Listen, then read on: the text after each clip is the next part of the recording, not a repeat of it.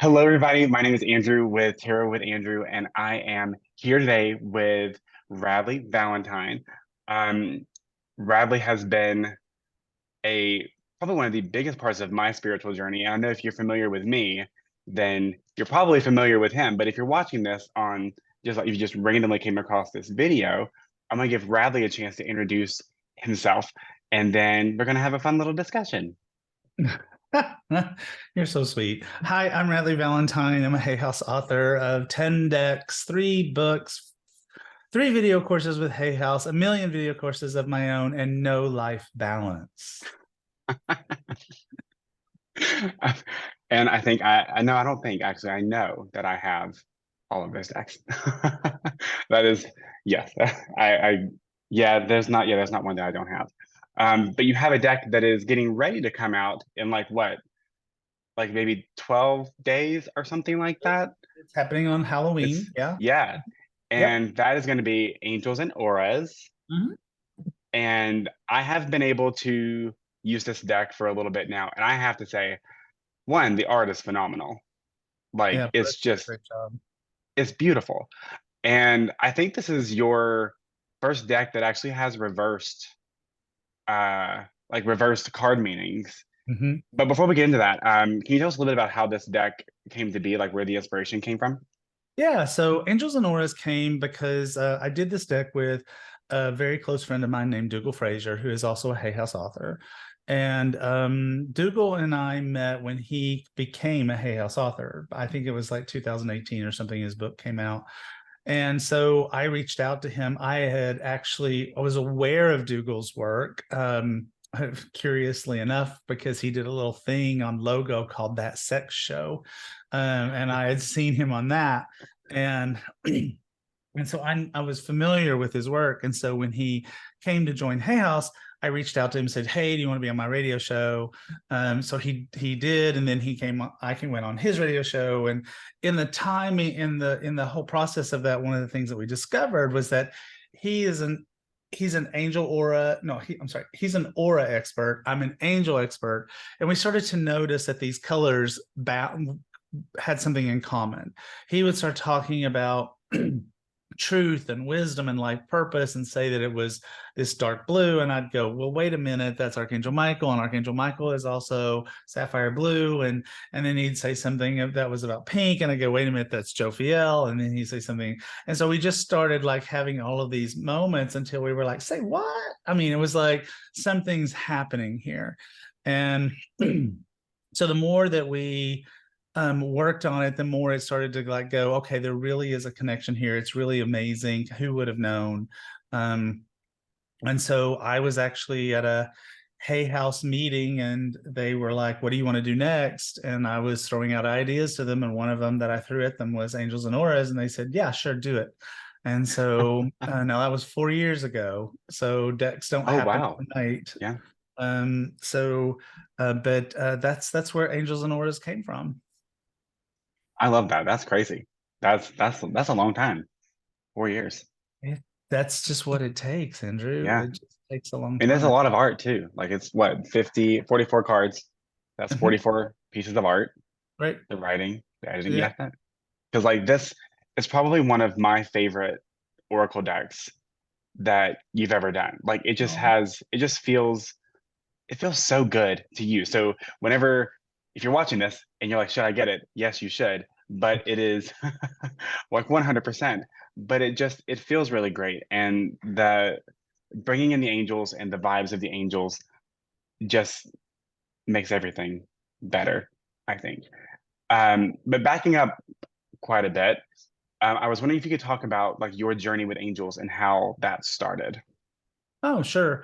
I mean, it started really young. I was probably 5 years old when I had my first interaction with an angel. I didn't know that. I didn't know how to define that. It was my searching for spirituality over time that allowed me to start having purposeful angel experiences that I could then glue back to my childhood experiences and go, wait a minute, these are the same.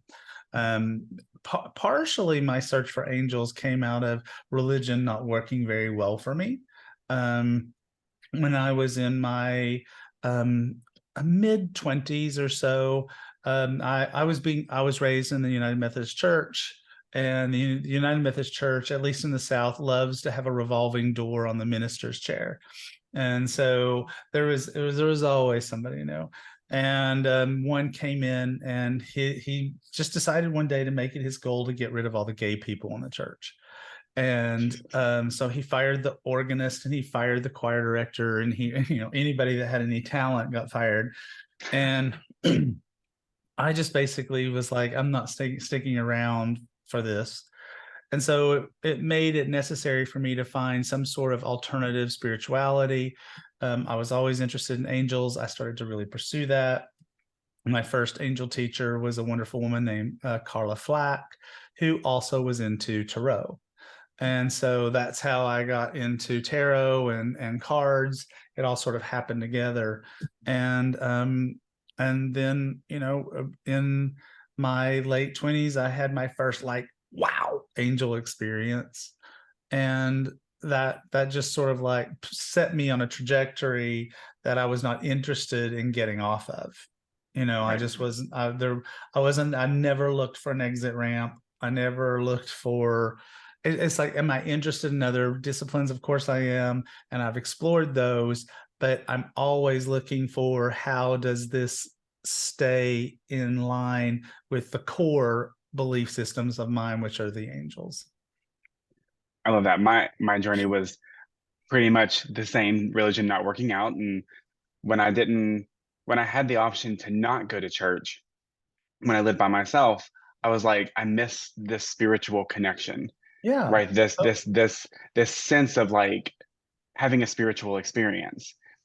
And I remember I kept seeing angel numbers and kept seeing angel numbers. And then that led me down a whole crazy path, as it's always going to do when you start seeing angel numbers. It's just that rabbit hole that just keeps going and going and going and going and going.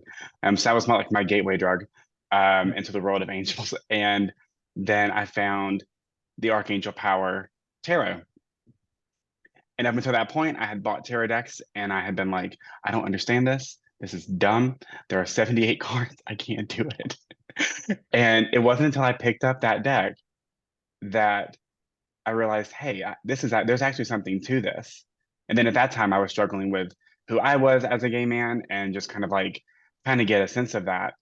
And then I found like your teachings and like I was watching like your videos and then the videos are like all around that time certified angel card reader course and stuff like that. And you kind of I was like, wow, like you can be spiritual and gay. Like that's mhm. wonderful.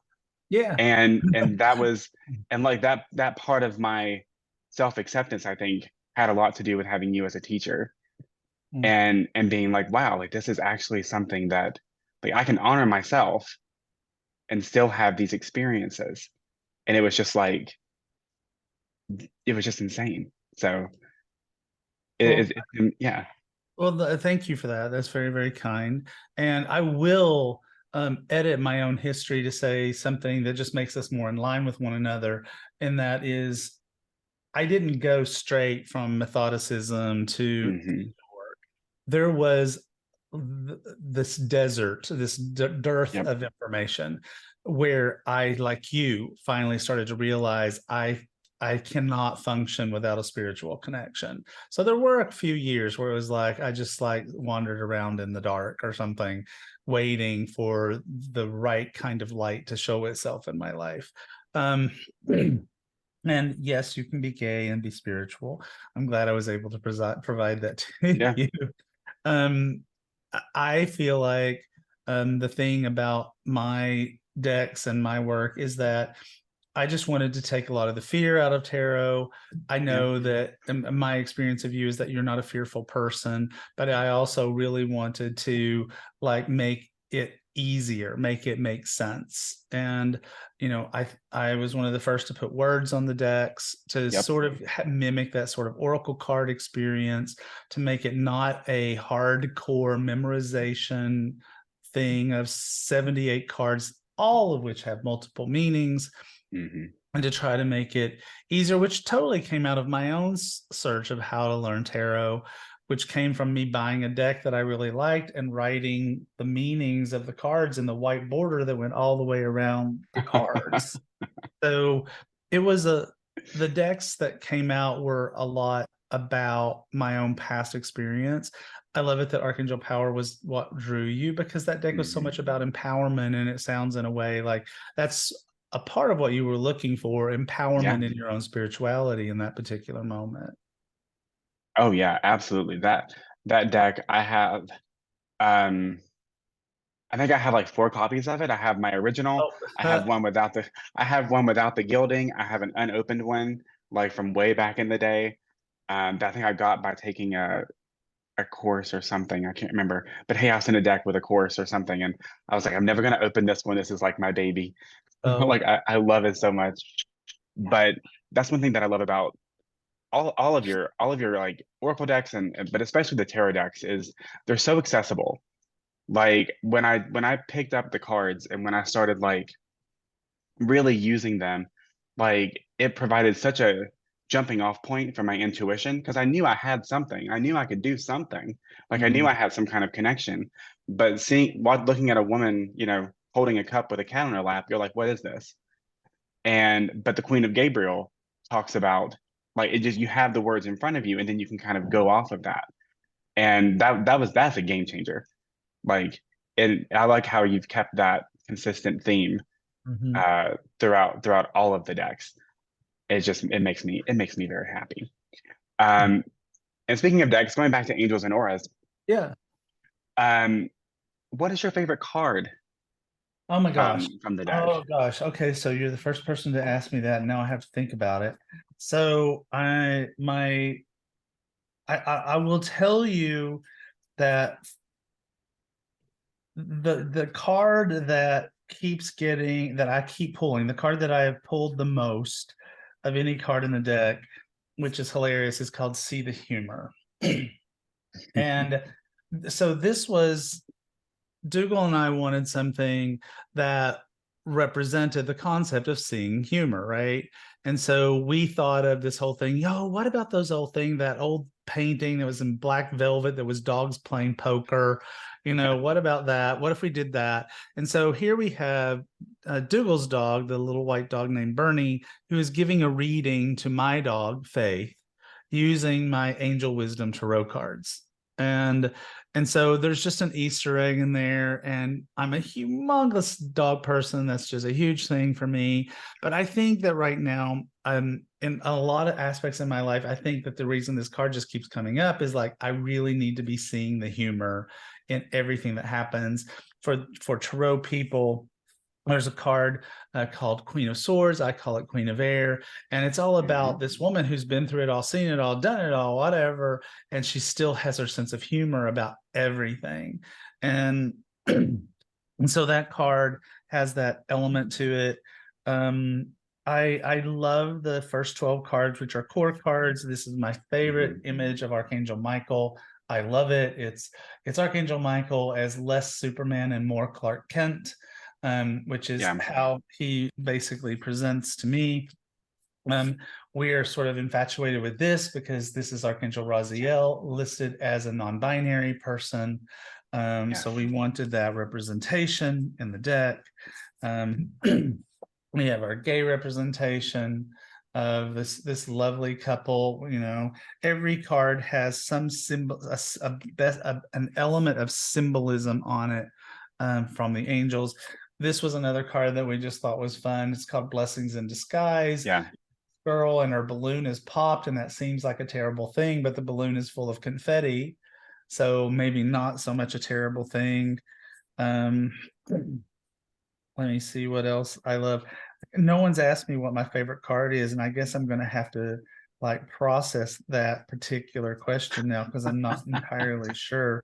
um um so but that's some of them. Again, that See the Humor card is the card that I pulled the most since I finally got my hands on an author's copy, which you would think would happen faster than it did, but I only got them 2 weeks ago.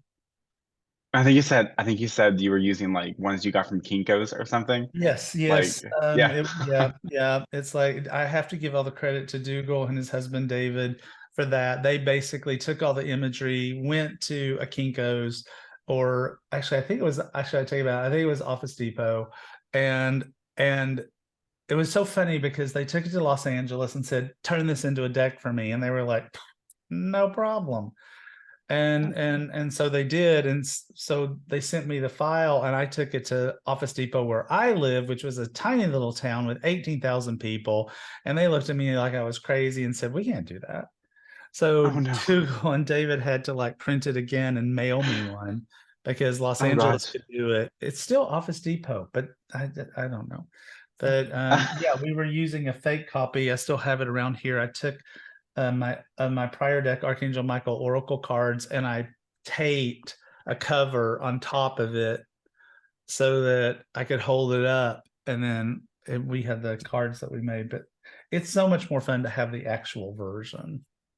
Oh yeah, absolutely. It's been one that has not been in my cabinet. It stays out so I can like constantly go back to it. What was the first card that like was either written or designed? I think the first two cards we did we do it in order? You know what? So the process for this is you have to create what's called art design. And so we had to go through and at least come up with 10 to 12 cards that we sent to Hay House and said, "This is the art design." Then they go find an artist. They gave us like 5 or 6 options. We chose Brooke Stefanelli. We just really liked her work. She and then she came back with a couple, and the first one that she came back with was this one, Guardian Angels, which wound up Mm, being the cover of the deck. And so it was typical for Brooke to do all her work through colored pencil. And so this was done in colored pencil and then cleaned up in some sort of photoshopping kind of for artists, like wow. way beyond. And so Hay House came back and said, "Well, we love it," and we did love it. But if you're going to do colored pencil for all of these things, it's going to take you 8 years and we're never going to get finished. And so this was the only one that was literally actually done in pencil and then converted. The rest of them, she wound up having to do them in her, whatever the name of her art software is. Right. But the next two that came out of that were Okay. Michael, and Of course he would come. Of course he would come up near the beginning. right, and Jophiel. And Ah, those were also in our minds options for the cover was okay. Jophiel and Michael. But I think that Hay House wanted something that was not quite so specific. And we have some say so in that, but Hay House also, the publisher has in the end kind of ultimate like what is a cover going to look like. Right. Um, What was the last card that was done, I guess, in that same vein that's a of really good questions? question, and I don't know if I can tell you it because Brooke, she just she just was all over the place, and we don't care. We just care Right. that 44, 45, if you count the back Yeah. of cards. Um, Yes. we didn't care. We were just like, just get them done in time. And Right. so she really jumped all over the place. It was like, oh, here's Yeah. card 7, and here's card 21, and here's card 19, and here's card 37. And so I don't know that I actually remember what. Yeah, I don't remember what was actually technically the last card because she was just kind of all over the place. That's cool. They're all amazing anyway. Um, if this is someone's like first Oracle deck or if someone's first like dipping their toe into the world of angels, what I guess what tips, what advice do you have to offer if they're just starting out? Yeah, well, I mean, I'm going to take that as two questions. If you're just Hmm. starting out with angels, then I would highly recommend that you find, well, do a little Googling, just start there and sort of take a peek. There's two predominant systems for angels. One has 7 archangels. Sort of the grand dame of that is Diana Cooper in England. Then there's the 15 archangels. I'm kind of like big on the 15 archangels, as is my friend and compatriot Kyle Gray. Although he has upped his number, I think, to, well, he was at 16 anyway, but someone told me, and I didn't ask him when I just saw him, but that he was like he'd added a couple more or something. I'm not sure. Oh. But kind of like have a look at these two systems and see which system feels like it works for you. But the 15 archangel system that I work with really basically looks at these 15 archangels and what their primary jobs are, if you will. But also, I highly recommend people like look into guardian angels, to look into the whole concept of automatic writing. You might want to look into a book called Angel Speak. That's ANGELSPEAKE. That is literally how I started. It's a book by Barbara Marks and Trudy Griswold, still in print. And even though that was 107 years ago, it's still in print and helps people to like do what's called automatic writing as a way of getting messages from their angels. If you're new to oracle cards or tarot, if you're totally new to both of those, I would say start with oracle cards just to kind of like get your feet wet. If you're just a total brainiac and you really don't mind all of the like in-depth pieces of information that can come with tarot, then go for it. But starting with oracle cards, I think, is great. You can start with angels and auras for sure. You might start with angel answer oracle cards, which is a very easy to understand, very simple to use deck. But angels and auras does have a couple of things going for it that are not in my other decks, as you indicated. My other decks can be read reversed. I've just never made it a focus. This deck is literally designed for cards to be read reversed. For your people who are newbies, reversed means a card that shows up upside down. We use the word inverted in the deck a lot. Yeah. And so in these cards, you can have a card that shows up. For example, this is perfect timing. Perfect timing. It's like trying to get this to like my camera to like it there. Perfect timing. And you can see at the bottom, there's a row of words, and those words represent what this card means when it is upside right. But this card might come up upside down. And so we put words at the bottom of the card upside down so that they are readable when the card is upside down. So this card, for example, means auspicious and clockwork and planning and patience. But if it's upside down, it talks about unfortunate, struggle, disorder, and resistance.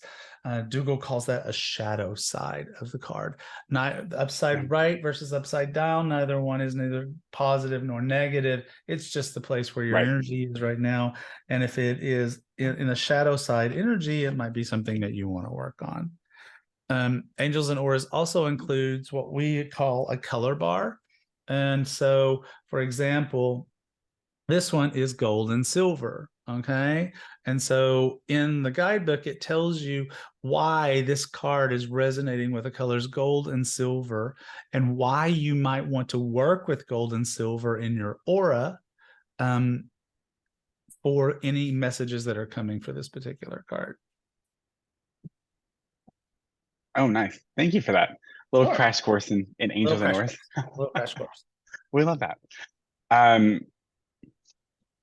And I guess another question I have that I don't know if you can tell me, but is there an upcoming deck, like later on, that you are particularly excited to be released? Yeah, I'm excited about all 3 decks that are on their way. It's been a crazy year. There was one moment in 2023 where I was literally juggling 3 decks at once. I was finishing up Angels and Auras. I was finishing up the redo of my animal tarot deck, which is called has been renamed Animal Wisdom Tarot. And I was also working on a third deck that is going to come out in 2024. So it's been a crazy year because the pocket deck of Angel Answers came out in September. Angel Answers Yep. comes out in October. Animal Wisdom comes out in April. And then my next deck, which is called Angel Affirmation Cards, is coming out in October. And then there's a tarot deck after that, the next October, because I just sort of like, to be honest with you, Andrew, I just needed a minute from tarot because I had just done tarot Yeah. deck after tarot deck after tarot deck after tarot deck. And that Hay House was not willing to unshackle me from doing tarot decks because they do very well. And so Yeah. I just needed a break, and now I feel like I've had it, and working on the adjustments to Animal Wisdom really kind of like got me like, oh yeah, I love tarot. I remember now. And so I can't tell you what that deck is, but I'm also in the Yeah. process of pitching 2 or 3 more decks to Hay House that go beyond Whew. 2025. So Oh wow. That's a lot. I I remember it. I can do it. Like you, like I think one of the first things you said on stage was like either you had just finished something to send to Hay House, or you were in the process of sending something. Like you're that like, I'm doing so much. yeah, I am. And that was probably because that was April. So that was probably finishing up Angels and Auras. That was probably finishing up the final edits for because that's about when it would have gone to print. Okay. Yeah. So yeah.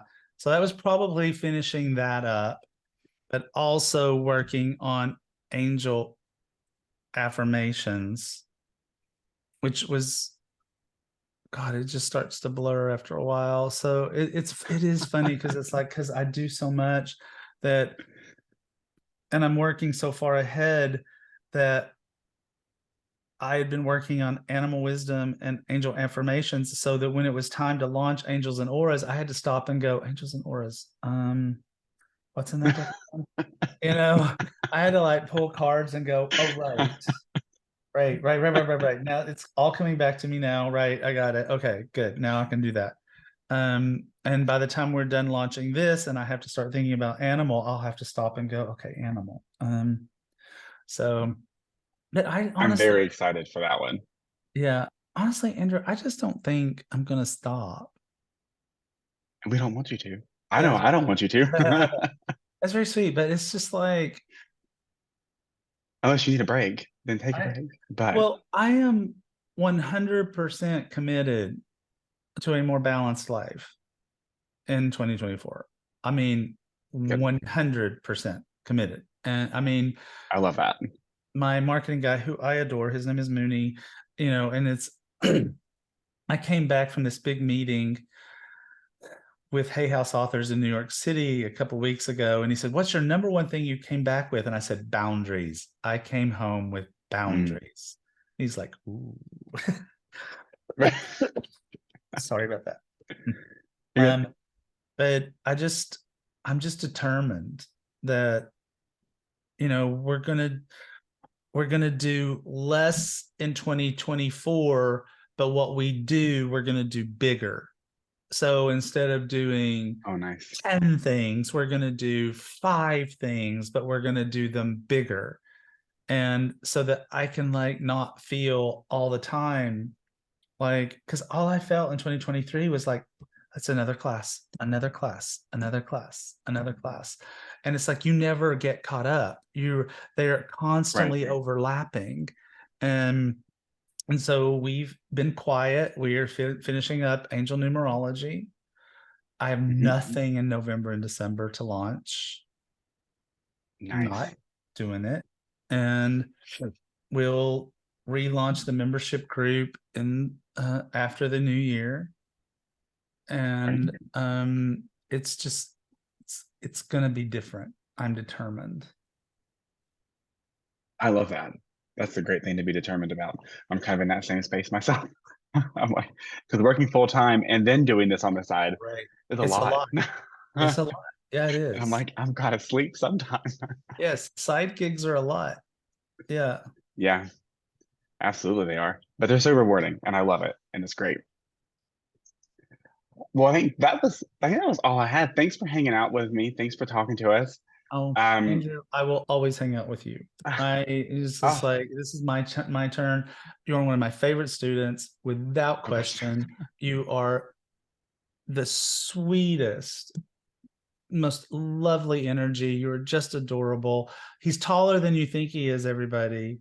And well, I think people see this cherub face and they think you are, but he's tall and he's just a doll baby. Don't let the sailors talk fool you. He's adorable. Me? Absolutely charming. And I wouldn't even know who you were if you didn't talk like a sailor.